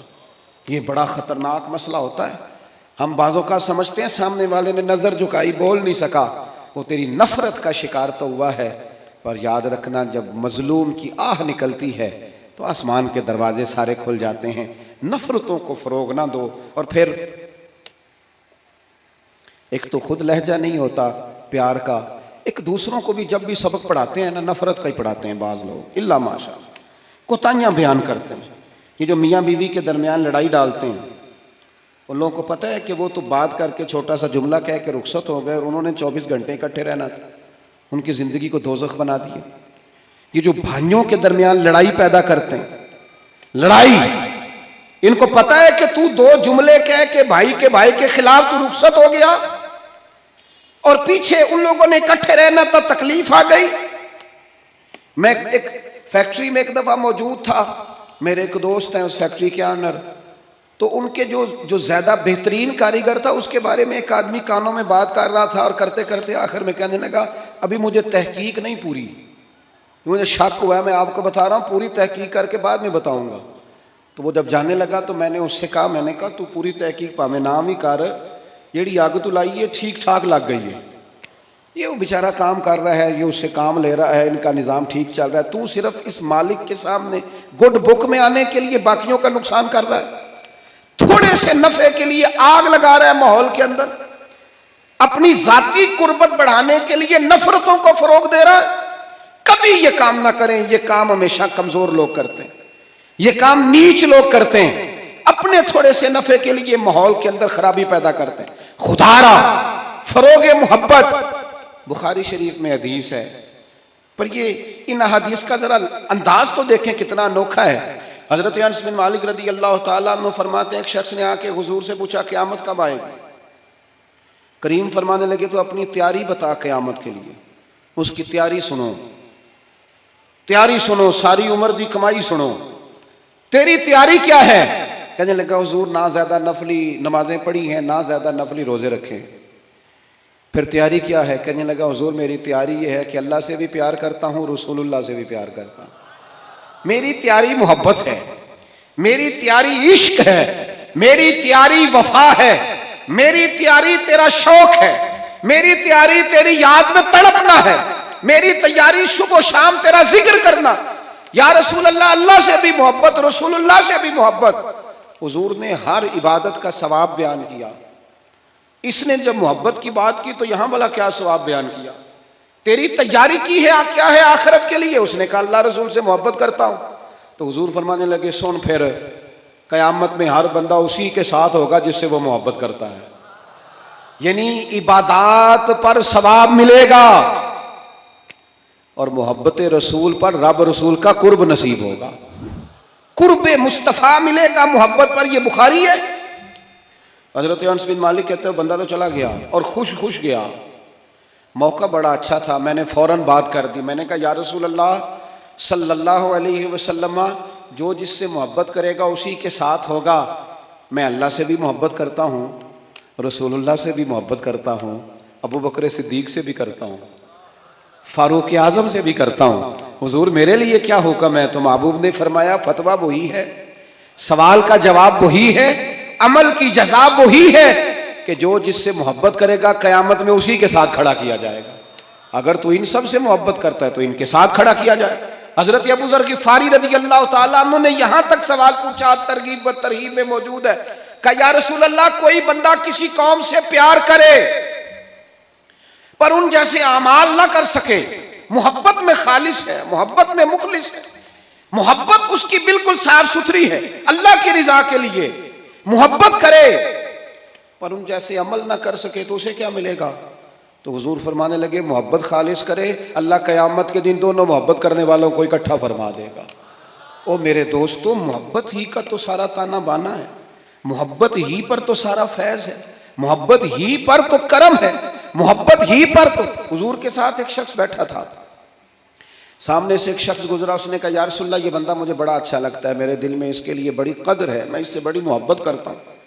تو حضور فرمانے لگے اٹھ کے جاؤ اسے بتا کے آ، اسے بتا. اور مشکات میں یہ لفظ موجود ہے جس سے محبت کرو اسے بتاؤ تاکہ وہ بھی تم سے محبت کرے. کیا مطلب؟ وہ بھی محبت کرے تو بھی محبت کر، محبت ہی محبت ہو جائے دنیا میں، پیار ہی پیار ہو جائے، لہجوں کے اندر شائستگی آ جائے، ہر طرف موسم بہار کا ہو، ہر طرف بات خوشبو کی پھیلے، تلخیاں چھوڑ دیں، ناراضگیاں چھوڑ دیں. آج کل نا ہم ساری ناراض ہیں، کسی سے پوچھ لیں تو 2-4 بندوں سے ضرور ناراض ہے. وہ کوئی فیکٹری کے آنر سے ناراض ہے، کوئی اپنے آفیسر سے ناراض ہے، کوئی اپنے ملازمین سے ناراض ہے، کوئی اپنے پڑوسی سے ناراض ہے، کوئی کسی سے ناراض ہے. لہجوں میں ناراضگی آ گئی، جب بھی بات کرتے ہیں کوئی تلخ تلخ سی، اس کا نتیجہ یہ نکلتا ہے کہ ملکی لیول پر بھی جب سوال پوچھا جاتا ہے نا تو بندے گڑبڑ.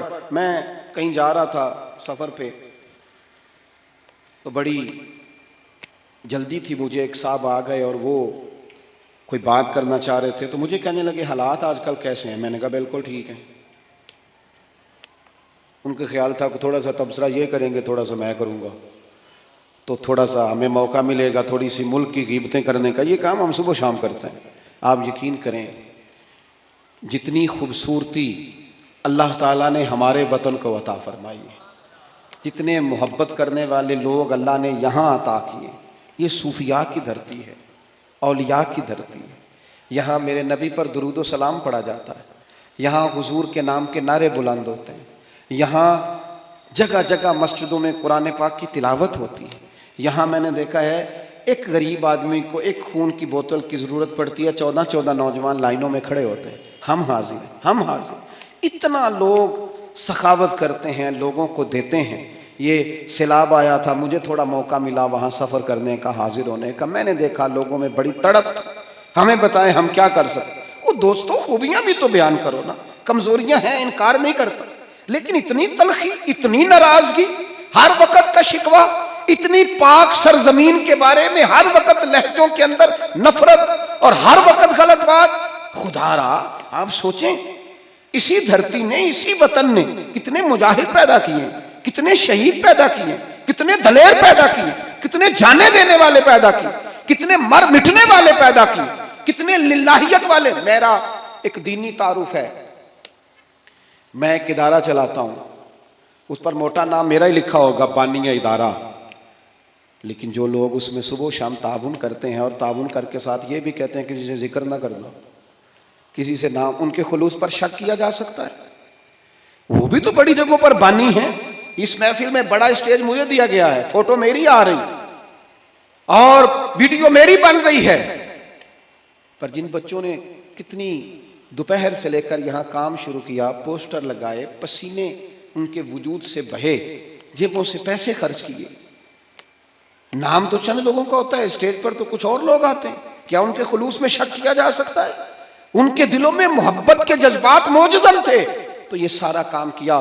خدا را تھوڑا تھوڑا نا نفرتوں کو بھولیں، تھوڑا تھوڑا مزاجوں میں محبت لائیں، تھوڑا تھوڑا مسکرانا شروع کریں، تھوڑا سا اپنی زندگی میں اچھائیوں کو سوچنا شروع کریں، تھوڑا سا مثبت ہو جائیں، تھوڑا سا نا تھوڑی سی مہربانی کریں، تھوڑا سا غور کریں. کسی شخص نے حضرت عمر سے کہا تھا، اپنی بیوی کی شکایت کی تھی، تو آپ فرمانے لگے خدا کے بندے تیرا گھر سنبھالتی ہے، تیرے بچوں کو پالتی ہے، تو گھر نہیں ہوتا تیری عزت کی محافظ بنتی ہے.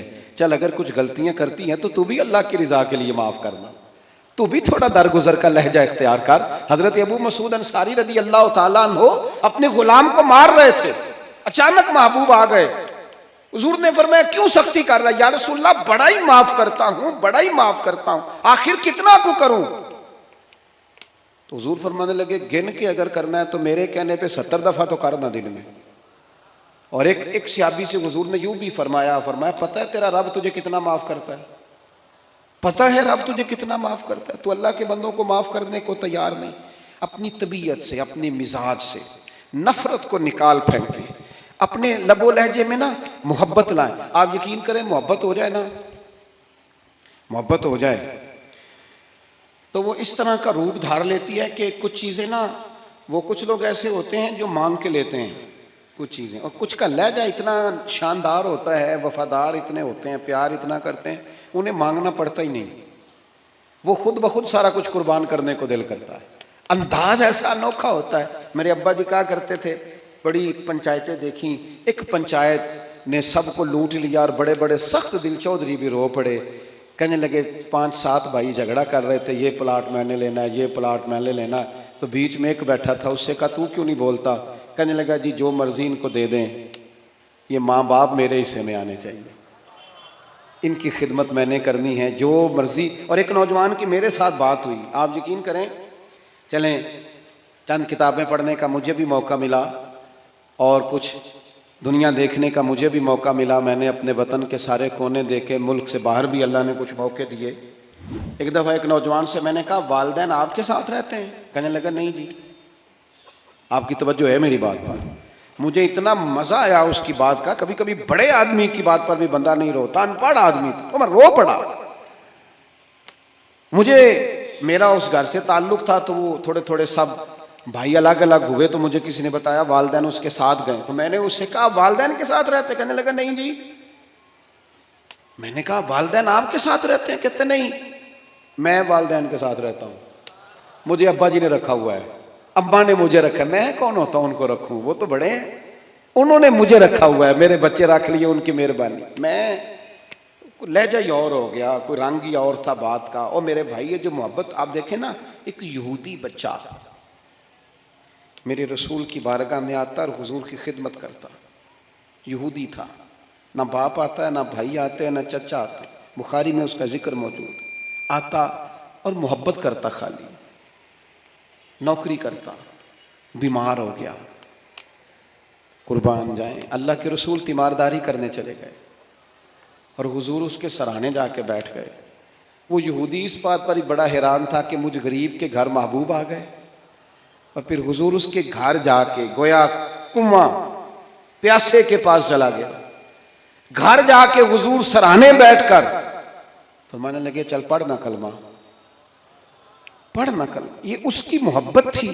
وہ صرف محبت کرتا, ہو تو بچہ تھا, اظہار بھی نہیں کر سکتا تھا, وہ صرف پیار کرتا, لفظوں کا جامہ نہیں پہناتا تھا وہ اپنے معاملات, وہ اپنے عمل سے محبوب سے محبت کرتا, حضور علیہ الصلوۃ والسلام سے پیار کرتا. اور عمر بھی چھوٹی تھی ابھی, عشق لگا سی کھیڈاں کھیڈ دینوں, تے کھیڈاں بھل گئیاں, کجل پایا سی یار دے ویکھنے نوں, پھر وہ دی یاد وچ روندیاں ہی ڈل گئیاں.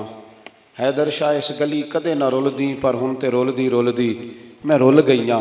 محبوب فرمانے لگے کلمہ پڑھ لے. اس نے اپنے باپ کی طرف دیکھا, ابا جی کیا کہتے ہیں؟ تو والد کہنے لگے پتر جیسے کریم فرماتے ہیں ویسے ہی کر لے. اس نے کلمہ پڑھنا شروع کر دیا, اور محبوب وہاں سے اٹھے اور یہ کہتے ہوئے اٹھے کہ شکر ہے اللہ نے اسے دوزخ سے نجات عطا فرما دی, جہنم سے بچ گیا. کس بنیاد پر بچ گیا؟ کون سی چیز حضور کو اس کے گھر لے گئی؟ وہ اس کی محبت ہے نا نبی پاک سے, وہ اس کا پیار ہے نا حضور کے ساتھ, وہ وارفتگی, وہ شوق, وہ درد.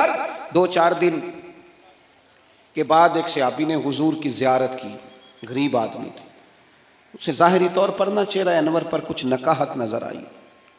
عرض کرنے لگے حضور میرے ماں باپ قربان, میں چہرے پر کچھ کمزوری ظاہری طور پہ دیکھ رہا ہوں.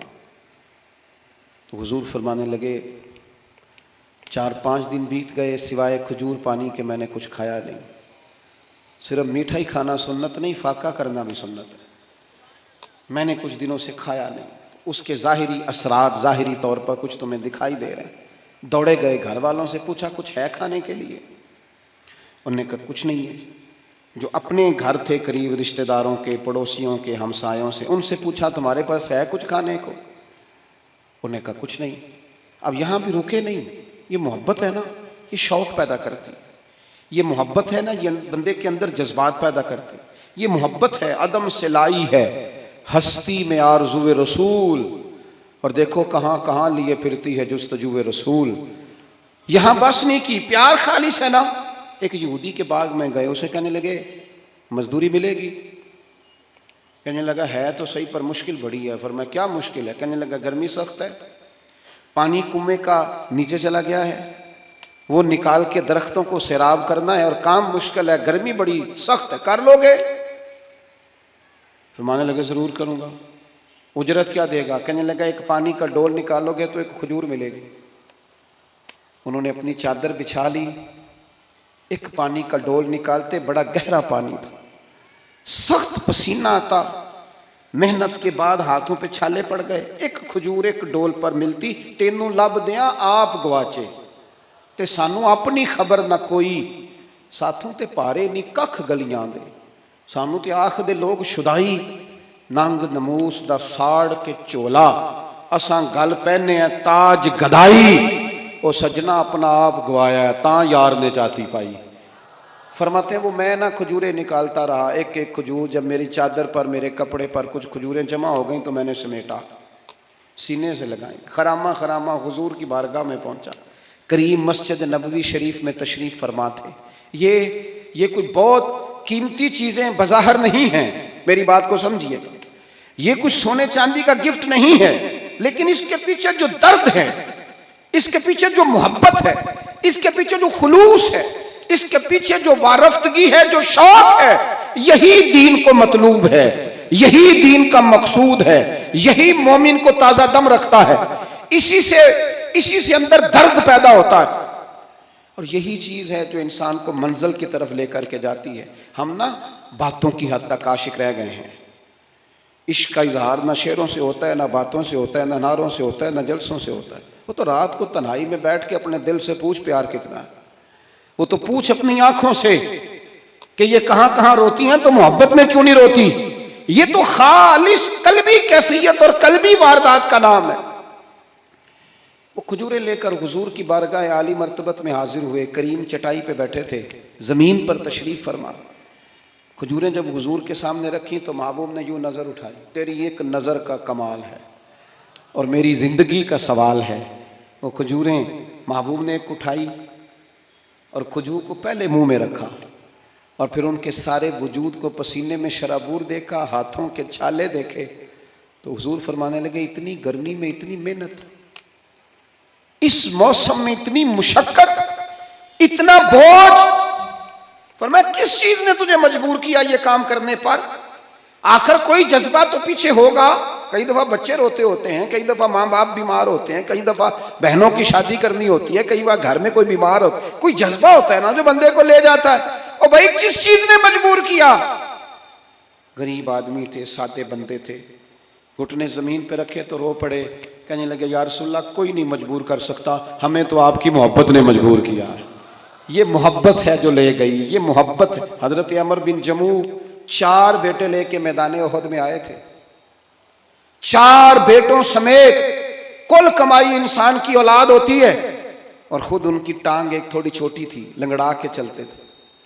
4 بیٹوں کو حضور کی بارگاہ میں پیش کر کے تھوڑی دیر کے بعد خود بھی جنگ کا لباس پہن کے آ گئے، تو محبوب فرمانے لگے آپ کے تو 4 پتر آ گئے ہیں، تو آپ نے کیوں لباس پہن لیا ہے؟ تو عرض کرنے لگے حضور لنگڑے جنت میں نہیں جائیں گے، حضور میری طرح کے لوگ نہیں جائیں گے۔ فرمایا کیوں نہیں؟ کہا حضور پھر مجھے بھی قبول فرمائے۔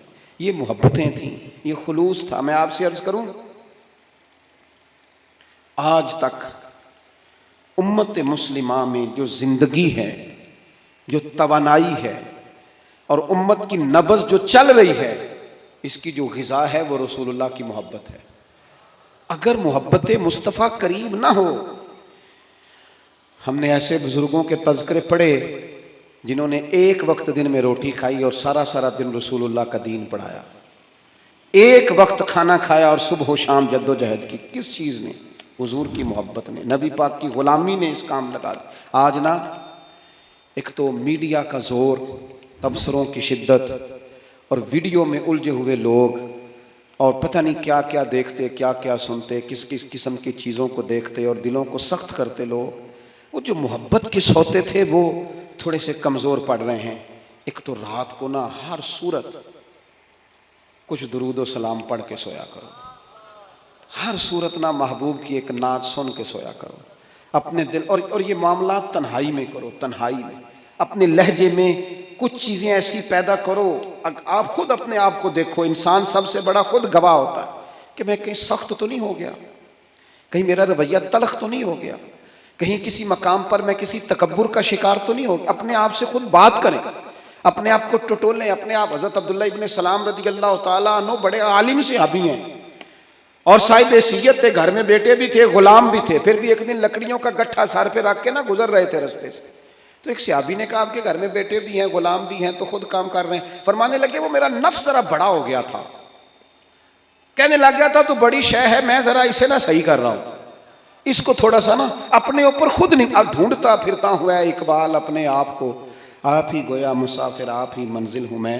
اپنے آپ کو دیکھیں، وارفتگی اور شوق اپنی طبیعت میں پیدا کریں، لہجوں سے ساری نفرتیں بھگا دیں۔ کوئی غلط کراس ہی کر گیا نا پھر کیا ہوا؟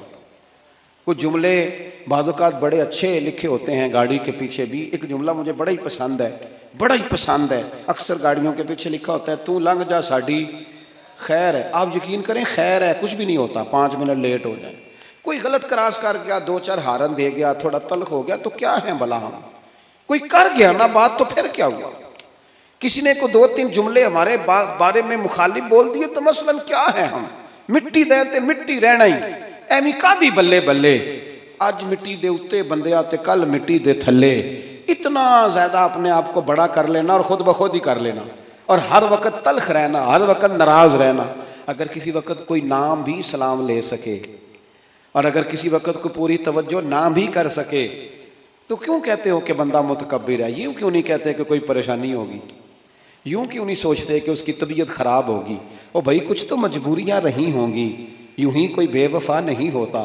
کسی جگہ غور کر لو کہیں کسی شخص کو کوئی تکلیف نہ ہو، لیکن وہ ہم نے نہ تھوڑی تھوڑی باتیں، اب تو نہ ہمیں کوئی بات پتہ چلتی ہے نہ ہمارے پاس کوئی یقینی خبر ہوتی، ہم اپنے گھر میں بیٹھ کر سوچ کر ہی کہ فلاں اس طرح کا ہے، نرا سوچ کے ہی ناراض ہو جاتے ہیں۔